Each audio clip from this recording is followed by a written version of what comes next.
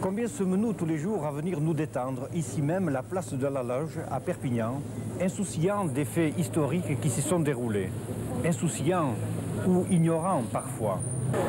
Voulez-vous savoir ce qui s'est passé ici même il y a plus de 200 ans? Oui!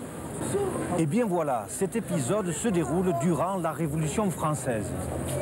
Nous sommes au mois de janvier 1793 et c'est la terreur. C'est-à-dire que dans la plupart des grandes villes de la France, on a installé la guillotine.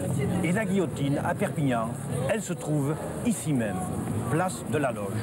Qu'est-ce que c'est la guillotine? La guillotine, c'est un grand malheur. Alors, pourquoi à Perpignan?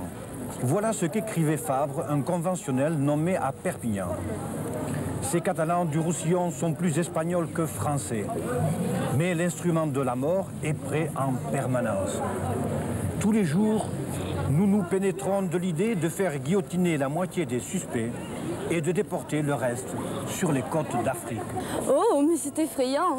Donc la guillotine était installée ici même. Et le premier Roussillonnais qui a eu à subir l'instrument de mort, eh bien c'était un certain Boreil, ouvrier qui était originaire de Millas. Il y en a eu d'autres, comme par exemple Carbeau, le maire de Saint-Genis-des-Fontaines. Enfin, la liste serait longue, serait très longue.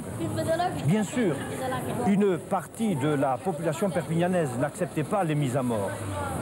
Or, en cette fin janvier de l'an 1793, un homme, un Perpignanais, un Catalan, va avoir le courage de s'attaquer à la guillotine.